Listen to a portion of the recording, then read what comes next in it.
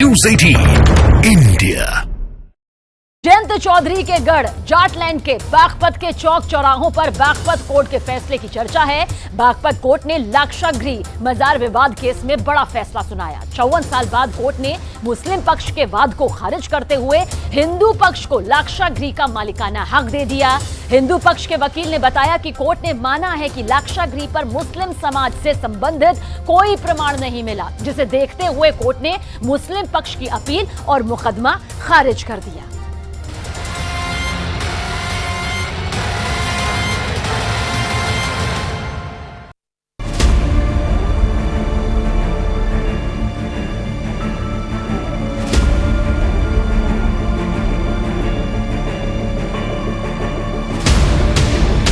Court ने ये पाया कि इनका मुसलमानों का यहाँ कोई मैटर नहीं है।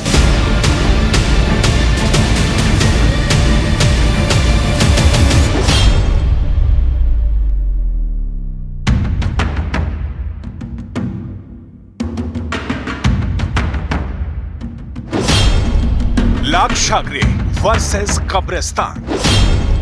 कोर्ट ने माना ये पांडवों का स्थान, ये कब्रिस्तान नहीं है, ये महाभारत काल का लाक्षागृह है।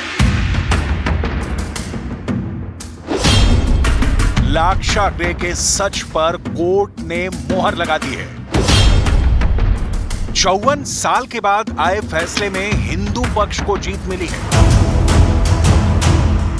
कोर्ट के आदेश के मुताबिक जिस जमीन पर बरसों से कब्रिस्तान बताकर कब्जा किया गया था, वो अब महाभारत काल का लाक्षागृह है। कोर्ट में ये साबित हो चुका है। 100 बीघा जमीन की लड़ाई में हिंदू पक्ष की जीत हुई है। मेरठ की अदालत में 1970 में दायर हुए एक केस की सुनवाई, जो कि इस वक्त बागपत के जिला एवं सत्र न्यायालय में चल रही थी, जहां दोनों पक्षों ने अपना अपना दावा ठोका था, लेकिन अदालत ने मुस्लिम पक्ष के वाद को खारिज करते हुए पूरी जमीन का मालिकाना हक हिंदू पक्ष को दे दिया। 1970 में मेरठ की सरदना कोर्ट में मुकीम खान ने वक्फ बोर्ड के पदाधिकारी के तौर पर एक मामला दर्ज कराया था, जिसमें लाक्षागृह गुरुकुल के संस्थापक ब्रह्मचारी कृष्णदत्त महाराज को प्रतिवादी बनाते हुए अपने वाद में यह दावा किया था कि यहाँ पे सूफी संत शेख बदरुद्दीन की मजार है, जिसे बाद में हटा दिया गया था और यहाँ पे उनकी कब्र है।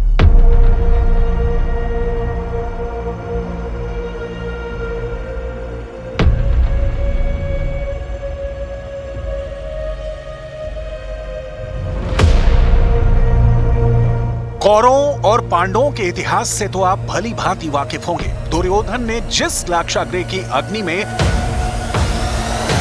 पांडवों को भस्म करने का षड्यंत्र रचा, वेद व्यास की लिखी महाभारत में जिसके स्वाहा होने का वर्णन मिलता है, फिर एक गुफा से पांडवों को सुरक्षित निकलने का वर्णन है, वो कहीं और नहीं बागपत जिले के बरनामा का यही स्थान है। ये धरती दुर्योधन के छल की गवाही देती है। ये टीला द्रौपदी के प्राण की कहानी सुनाता है।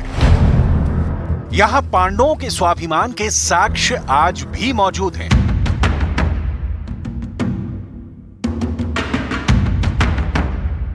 इसी धरती में लगी आग ने भड़काई थी महाभारत काल में कौरवों के समूल नाश की युद्ध ज्वाला। उत्तर प्रदेश के बागपत कोर्ट ने लाक्षागृह मजार विवाद केस में बड़ा फैसला सुनाया है। 54 साल बाद कोर्ट ने मुस्लिम पक्ष के वाद को खारिज करते हुए हिंदू पक्ष को लाक्षागृह का मालिकाना हक दे दिया है। हिंदू पक्ष के वकील ने बताया कि कोर्ट ने माना है कि लाक्षागृह पर मुस्लिम समाज से संबंधित कोई प्रमाण नहीं मिला है, जिसको देखते हुए कोर्ट ने मुस्लिम पक्ष की अपील और मुकदमा खारिज कर दिया। तो कोर्ट ने ये पाया कि इनका मुसलमानों का यहाँ कोई मैटर नहीं है, कोई सबूत नहीं है। इन्होंने बिला वजह मुकदमा दायर किया और 50 साल से ये मुकदमा चला। देखो साहब, इन्होंने 50 साल हो गए लगभग चलते। 97 से तो बागपत में चल रहा मुकदमा, ये उससे पहले मेरठ में चल रहा मुकदमा। बागपत कोर्ट के फैसले के बाद अब हिंदू पक्ष को लाक्षागृह और वहां मौजूद 100 बीघा जमीन का मालिकाना हक मिल गया है। इस फैसले के बाद लाक्षागृह की सुरक्षा बढ़ा दी गई है। स्ट्रक्चर है, इसको बदरुद्दीन शाह की मजार बताया जा रहा था और जिसके आसपास जो आप ये पत्थर बिखरे हुए देख रहे हैं, इनको जो है कब्रिस्तान बताया जा रहा था। इसी को लेकर लगभग 51 साल तक कोर्ट में विवाद चला और कल फैसला आया है।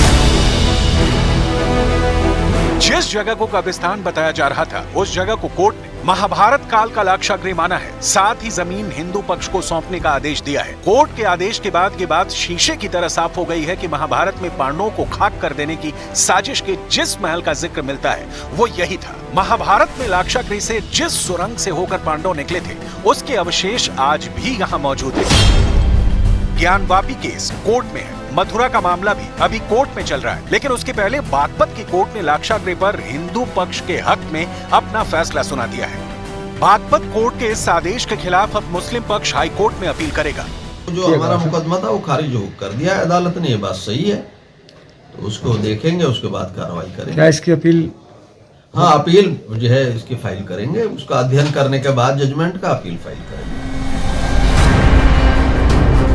बागपत में लाक्षागृह और मजार विवाद 1970 में शुरू हुआ था। मुस्लिम पक्ष ने यहाँ कब्रिस्तान और मजार होने का दावा किया। 1970 में पहले मेरठ कोर्ट और फिर बागपत कोर्ट में केस चला। हिंदू पक्ष का दावा था कि लाक्षागृह महाभारत काल से जुड़ा है। लाक्षागृह की 108 बीघा जमीन पर पांडव कालीन एक सुरंग है। दावा किया जाता है कि इसी सुरंग से पांडव लाक्षागृह से निकले थे। और सबसे बड़ी बात यह है कि लाक्षागृह पुरातत्व विभाग द्वारा संरक्षित स्थल है। बागपत के लाक्षागृह केस में हिंदुओं की जीत पर संत समाज ने खुशी जाहिर की। भगवान पर विश्वास, उसी तरह से कोर्ट पर विश्वास है और कोर्ट जिस तरह से न्याय देगा, हमें न्याय पक्ष में चाहे लाक्षागृह ही नहीं अपितु जो भी 30,000 जितने स्थान है उन सभी पर एक एक करके क्रमबद्ध ये विश्वसनीयता पर और साक्ष्य उतरेंगे कि हिंदुओं के स्थान है और वो सुरक्षित रूप से कोर्ट उनको न्याय देगा। जहाँ जहाँ भी इन लोगों ने मज़ारों का निर्माण किया था वो सब के सब जय सिया राम होते चले आ रहे हैं और होते चले जाएंगे। जिस समय यह जिला न्यायालय ने इस प्रकार से आदेश दिया है, बहुत अच्छी बात है। वो ऐसे नहीं आदेश दिया, वो सबूत देखा कि तो सारे सबूत हिंदू पक्ष में है, तब इसीलिए उसने दिया।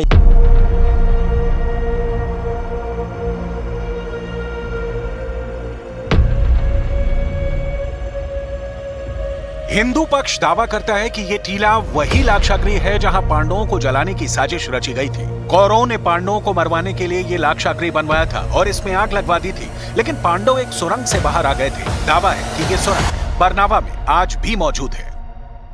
बागपत में मौजूद लाक्षागृह की खुदाई एएसआई 6 साल पहले कर चुकी है। साल 2018 में ट्रेंच खोदकर खुदाई की गई और इस खुदाई में कई सारी महत्वपूर्ण चीजें मिली, लेकिन हिंदू पक्ष और मुस्लिम पक्ष दोनों अपने अपने तथ्यों के साथ दावा ठोक रहे थे, लेकिन अदालत ने सभी तथ्यों को देखते हुए हिंदू पक्ष के हक में फैसला सुना दिया। बागपत के बरनावा में मौजूद ये टीला बहुत ही पौराणिक टीला है, जिसे लाखा मंडप भी कहते हैं। दावा किया जाता है कि महाभारत काल में पांडवों ने जो 5 गांव मांगे थे, उनमें से एक गांव बरनावा भी था। महाभारत में ये गांव वर्णाव्रत के नाम से जाना जाता था। इसी गांव के दक्षिणी हिस्से में करीब 100 फीट ऊंचा और लगभग 30 एकड़ भूमि पर यह टीला है, जिसे लाक्षागृह कहा जाता है। अब कोर्ट ने भी हिंदू पक्ष की दलील साक्ष्यों को सच मानते हुए अपना फैसला सुना दिया है।